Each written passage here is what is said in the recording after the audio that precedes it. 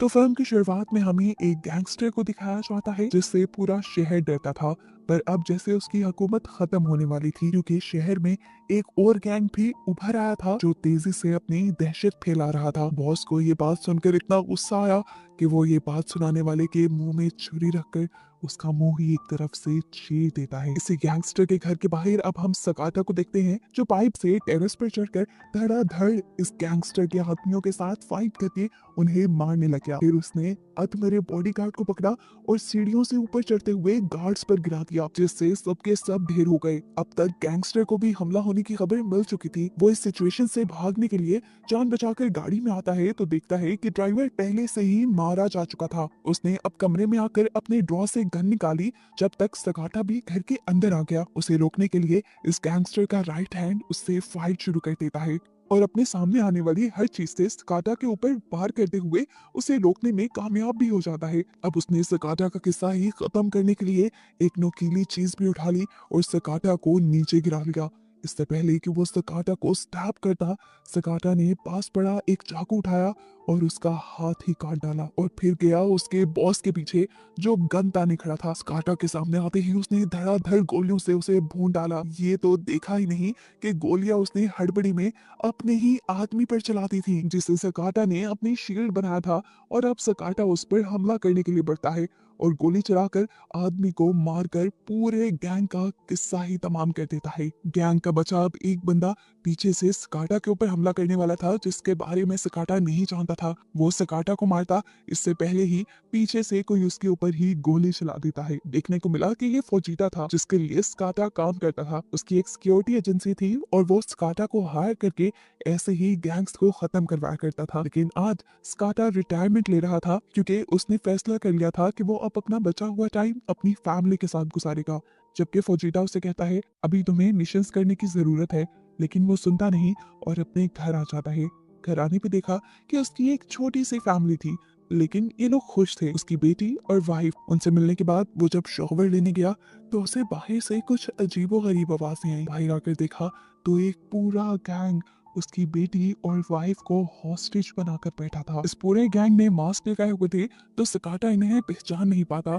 लेकिन गैंग का लीडर इनसे कहता है तुमने बड़ा अच्छा काम किया, यहूजा गैंग को मारकर हमारे लिए काफी आसानी कर दी। अब पूरे शहर में बस हमारा ही भला होगा। लेकिन अब हमें एक ही बंदे से मसला है, तुम समझ रहे हो ना, जिसने यहूजा गैंग को खत्म कर दिया वो हमारे गैंग को भी तो खत्म कर सकता है। तो मैंने सोचा उससे पहले मैं उसी का काम तमाम कर देता हूँ। बॉस के ये कहते ही एक आदमी सकाटा की बेटी लियो को पकड़ लेता है जिसे देखते ही सकाटा को गुस्सा आ जाता है और वो उसके ऊपर वार कर देता है। और सकाटा को वार्न करने के लिए यहाँ से एक दूसरा गैंगस्टर उसके टेबल पे पड़े वॉज को शूट करता है ताकि सकाटा को पता चले कि उसकी फैमिली को हॉस्टेज बनाया गया है। सकाटा ने जैसे ही उसकी वार्निंग को देखते हुए अपने आप को लड़ाई से रोका तो अब गैंगस्टर्स उसे मारने लगे। अपने डैड को बुरी हालत में देखकर लियोन से कहती भी है प्लीज मेरे डैड को छोड़ दें, लेकिन ये लोग एक नहीं सुनते। स्काटा की वाइफ भी रो रही थी जिसके रोने से ये गैंगस्टर बहुत ज्यादा डिस्टर्ब हो जाता है और गोली चलाकर उसका किस्सा ही तमाम कर देता है।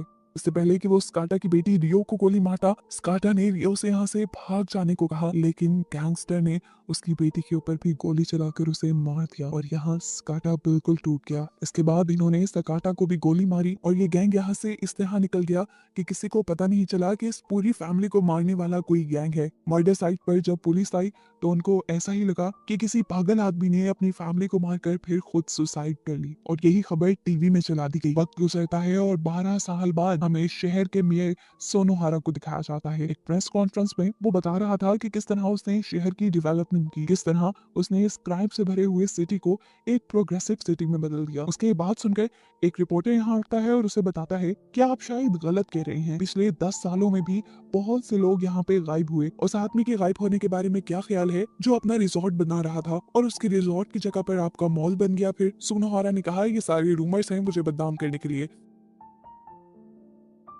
हालांकि उसके पास सबूत भी थे लेकिन सुनोहारा ने बोल बोलकर उसकी सारी बातों को ही बिठा दिया। दूसरी तरफ हमें दिखाया गया कि सकाटा द हीरो अभी भी जिंदा है लेकिन बहुत ही बुरी कंडीशन में है। वो पैरालाइज्ड है, बोल नहीं सकता, चल नहीं सकता, यहाँ तक कि कुछ भी नहीं कर सकता। उसका ख्याल फोजिटा लिखवा रहा है, जिसके लिए पहले स्काटा काम किया करता था। रूटीन यूं ही चलती रहती है। स्काटा का सारा काम एक दूसरा आदमी करता है, उसे वॉक पे लेके जाता है, खाना खिलाता है और वापस घर लेकर आता है। एक दिन जब वो वॉक के बाद स्काटा को वापस घर लेकर आ रहा था, तो एक आदमी ने आते ही स्काटा के ऊपर हमला कर दिया और उसके बाजू के हर पार चाकू कर दिया। वो बंदा जो स्काटा का ख्याल रख रहा था वो डर गया। हमें पता चला कि ये यहूजा गैंग का वो आदमी था जिसका हाथ स्काटा ने काट दिया था और वो अपना बदला लेने के लिए यहाँ आया था। लेकिन अब स्काटा तो उस हाल में था ही नहीं कि कोई इससे बदला ले। दूसरी तरफ हमें दिखाया गया जो रिपोर्टर सुबह सोनोहारा के सामने उसके क्राइम रख रहा था, वो अभी भी उसके क्राइम की इंफॉर्मेशन एक आदमी से ले रहा है जिसका मुंह यहूजा गैंग के लीडर ने मूवी के स्टार्ट में ही काट दिया था। उससे शहर में होने वाले हर क्राइम का पता था। वो उसे एक्सप्लेन करता है कि कैसे सोनोहारा को अपने रिसोर्ट और मॉल्स के लिए लाइसेंस मिला। ये सारी चीज रिपोर्टर लिख ही रहा था कि इतनी ही देर में किसी ने उनकी गाड़ी का शीशा तोड़ दिया। आदमी मास्क पहने हुए था। उसे देखकर रिपोर्टर गाड़ी से निकलकर भागने की कोशिश करता है पर हार जाता है और पकड़ा जाता है। यहाँ दूसरे मास्क पहने आदमी ने इंफॉर्मेशन देने वाले आदमी को भी पकड़ लिया और गन उसके मुंह में रख के शूट करके उसे मार डाला। सिंकट होकर फोजिटा को दिखाया गया जिसे पास्ट की मेमोरीज आ रही थी। उसे आज भी याद था कि स्काटा की फैमिली के बारे में उसी ने उस गैंग को बताया था जिस गैंग ने स्काटा की फैमिली को मार दिया, और इस चीज का उसे आज तक रिग्रेट था। इसीलिए तो वो स्काटा का बहुत ख्याल रखता था। यहाँ पर एक पुलिस ऑफिसर हॉस्पिटल में एडमिट स्काटा के पास पहुंचता है और उस पर पहरा देने वाले ऑफिसर्स को किसी काम से भेजकर उसके पास आ जाता है। यहाँ आते ही उसने मास्क पहन लिया था, मतलब ये कि पुलिस ऑफिसर भी कीमनगामी गैंग का हिस्सा था जिसने स्काटा की फैमिली को मारा था, और अब ये स्काटा को तमाम करने के लिए आया था। वो एक इंजेक्शन में जहर भरकर ड्रिप में डाल रहा था और स्काटा उसे देख रहा था। उसके अंदर गुस्से और बदले की आग थी जिसने उसके पैरालाइज्ड जिस्म में जैसे जान डाल दी।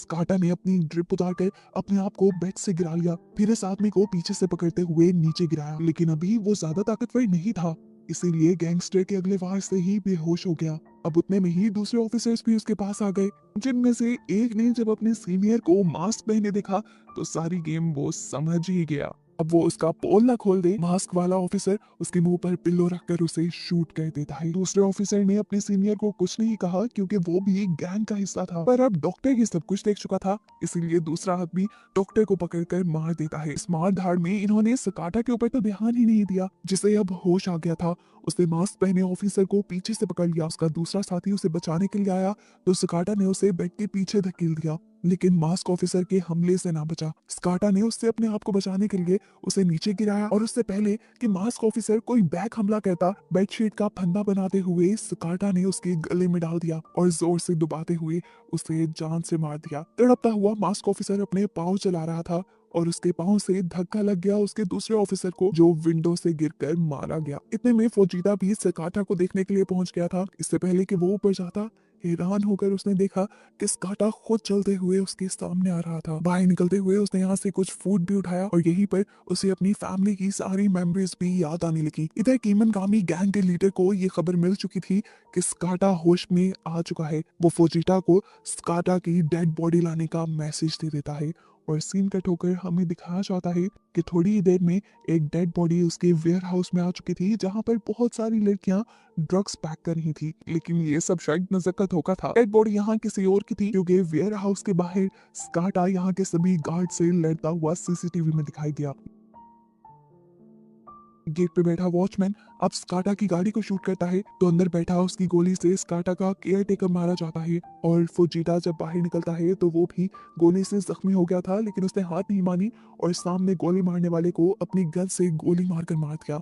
यहाँ स्काटा जब फैक्ट्री के अंदर आया तो बहुत से लोगों से लड़ने लगा। एक के बाद एक इंसान को मारते हुए वो आगे बढ़ रहा था, किसी को पीछे से गिराते हुए तो किसी का सर दीवार से रगड़ते हुए वो सबको मारते हुए आगे जा रहा था। लेकिन आगे और ज्यादा लोग उसका इंतजार कर रहे थे जो उसके ऊपर डिफरेंट तरीकों से हमला करते हैं, लेकिन स्काटा उनको उन्हीं के तरीकों से मार डालता है। स्काटा जब दूसरे आदमी से लड़ने लगा तो यहाँ पर एक आदमी ने पीछे से क्रेन लाकर उसे मशीन में डाल दिया। स्काटा जब इस मशीन से नीचे गिरा तो उसने एक छुरी फेंकते हुए उस आदमी के गले पे वार किया और वो वहीं पर मर गया। दूसरा आदमी अब कन्वेयर मशीन पे बैठा उस पर शूट कर रहा था। स्काटा ने बड़ी जंप लगाई और उसी कन्वेयर मशीन के अंदर चला गया, उससे उन्हीं की गन छीनी, उसको भी शूट किया और उसके साथ उसके कई साथियों को शूट कर दिया। लेकिन फाइट अभी भी यहाँ खत्म नहीं हुई थी। लोग अभी भी उसके पीछे थे। हर कदम पे कोई ना कोई उसके सामने आ जाता था और वो मारकर आगे ही बढ़ रहा था, क्योंकि इस टाइम उसे सिर्फ अपनी फैमिली का बदला लेना था किमुनगामी के लीडर से, जो इस टाइम अपनी ड्रग्स लेकर अपने आप को लड़ाई के लिए तैयार कर रहा है।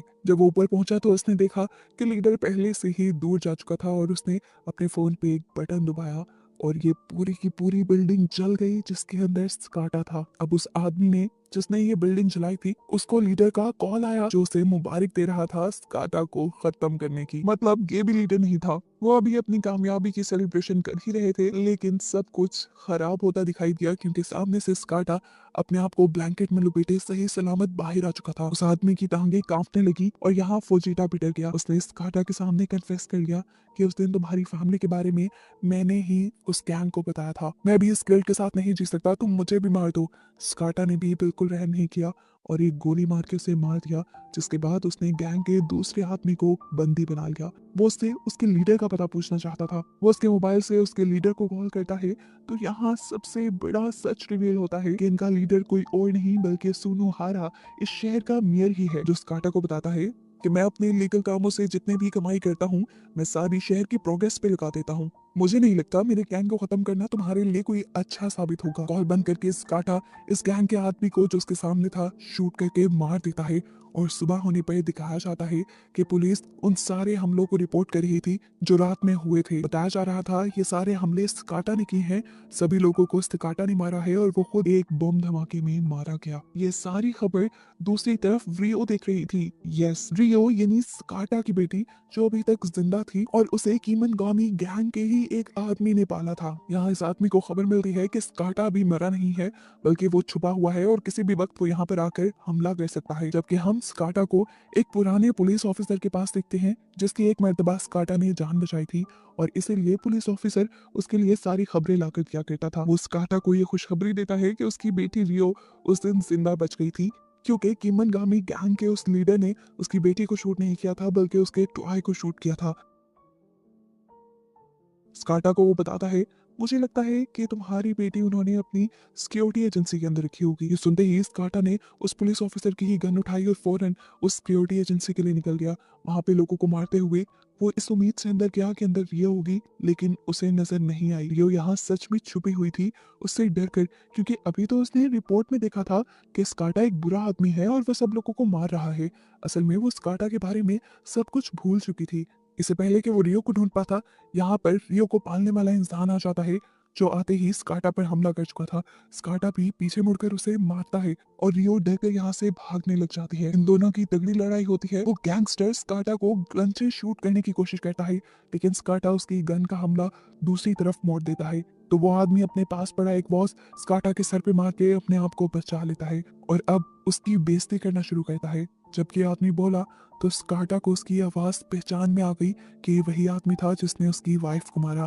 इससे पहले कि वो अपनी वाइफ का बदला लेता इस आदमी को मारकर, पीछे से उसी की बेटी रियो आकर उसके ऊपर तीर से हमला कर देती है और स्काटा विंडो से नीचे गिर जाता है। नीचे गिरने पर स्काटा वहां से गायब हो गया था, क्योंकि हमें दिखाया गया कि स्काटा को उसका साथी पुलिस ऑफिसर यहाँ से ले जा चुका है। सेफ पॉइंट पे पहुंचकर वो स्काटा का तीर निकालता है और उसकी पट्टी करता है। तभी उसे सुनोहारा की कॉल आ जाती है जिसने सीसीटीवी के जरिए उसका पता चला लिया था कि वही स्काटा को लेकर भागा था। वो अब स्काटा को फोन देने को कहता है। सुनोहारा ने स्काटा से कहा अगर तुम अपनी बेटी को दोबारा देखना चाहते हो तो तुम रिजॉर्ट आ जाओ। बिना अपनी तकलीफ देखे स्काटा भी निकल गया। पहले वो अपनी खुफिया जगह पे गया, वहां से अपनी फास्ट कार और कुछ वेपन्स लिए और फिर निकल गया रिजॉर्ट के लिए, जहां दिखाया गया कि रियो को एक रूम में लॉक किया गया था। इसी रिजॉर्ट में सब लोगों को डिस्ट्रैक्ट करने के लिए स्काटा की खाली कार आती है, जबकि स्काटा दूसरी तरफ से इस रिजॉर्ट के अंदर एंट्री करता है। यहाँ पे मौजूद सिक्योरिटी गार्ड्स को मारते हुए वो आगे बढ़ता है और सीढ़ियों से ऊपर चढ़ने की कोशिश में लग जाता है।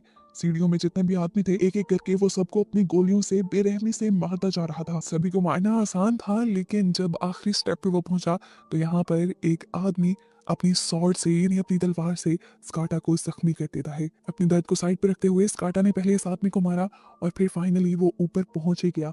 इस फ्लोर पे आते ही स्काटा का एक मास्क पहने आदमी से सामना हो गया। उसकी स्किल्स सच में स्काटा के लेवल की थी। इससे लड़ते हुए स्काटा को वाकई मुश्किल हुई, लेकिन फाइनली स्काटा ने उसे भी हरा दिया। लेकिन लड़ाई अभी भी खत्म नहीं हुई। सीढ़ियों से और बहुत सारे गार्ड्स उसे मारने के लिए आ गए, जिसे शूट करते हुए वो लिफ्ट में अब ऊपर पहुंच गया। इसी फ्लोर पे उसे रियो मिलने वाली थी। रियो ने जब उसे देखा तो वो शॉक रह गई। रियो उसे पहचान नहीं रही थी। स्काटा रियो को देखकर बहुत ही ज्यादा इमोशनल हो गया था और उसकी इमोशनल डिस्ट्रक्शन का ही फायदा उठाते हुए पीछे से एक मास्क मैन उसके ऊपर हमला करके उसे बेहोश कर देता है। और तभी यहाँ एंट्री होती है सुनुहारा की। बाल पकड़कर स्काटा को ऊपर दिखाया जाता है और सुनुहारा उसे सुनाना शुरू करता है डीमन ऑफ द सिटी की कहानी, जो कि वो खुद ही था। वो स्काटा से कहता है इस डीमन को बिल्कुल रहम नहीं आता, देखो मैं अब तुम्हारी बेटी को मार दूंगा।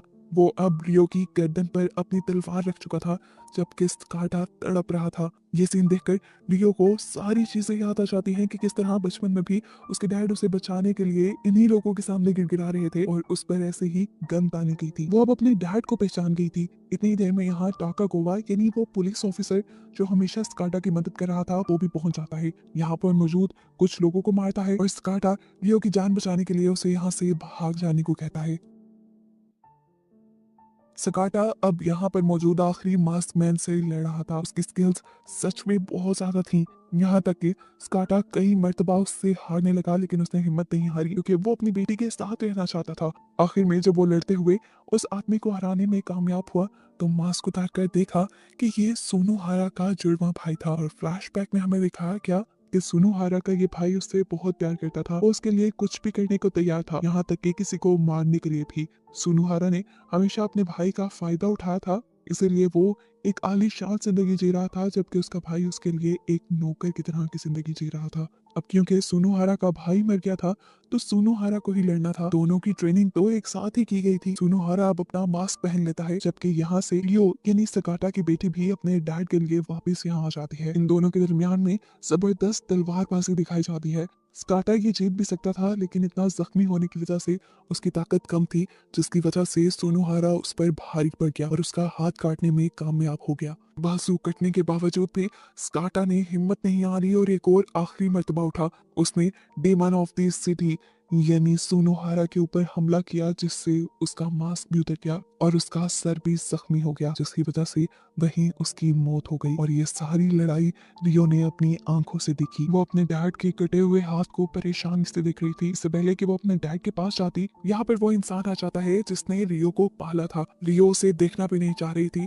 वो आदमी से कहता है मैं तुम्हारा असली बाप हूँ, मैंने तुम्हें पाला है। इससे पहले कि वो रियो के करीब भी आता, पीछे से स्काटा उसे भी अपनी तलवार से काट डालता है। इसके बाद वो रियो के करीब आया और रियो के गले लग गया। उसने आखिरी मर्तबा अपनी बेटी से अपने प्यार का इजहार किया और यहीं पर अपनी बेटी के गले से लगकर दम तोड़ दिया। थोड़ी देर बाद इसी बिल्डिंग में रश लग गया। पुलिस आ गई, फायर ब्रिगेड्स आ गई, रेस्क्यू टीम आ गई जो यहाँ से लाशों को उठाने लगी। दिखाया गया कि इनमें से एक इंसान जिंदा था और वो कोई नहीं बल्कि सोनोहारा का जुड़वा भाई था। कुछ अर्से बाद दिखाया जाता है कि सोनोहारा का ये भाई ही अपने मुंह पे मौजूद जख्म का सहारा लेते हुए अपने भाई की जगह इलेक्शन जीत जाता है अपने भाई के ही नाम पर और इस शहर का नया मेयर बन जाता है। मेयर का इंटरव्यू देने के बाद दिखाया जाता है कि उसने लीडर वाला मास्क पहना था, यानी अब वो सुनोहारा की पोजीशन को एंजॉय कर रहा था। इसी टाइम पर यहाँ रियो पहुंच जाती है उससे अपनी फैमिली का बदला लेने के लिए। उसी की सिखाई तीरबाजी से वो उसके ऊपर कई तीर चलाकर उसे मार डालती है और फिर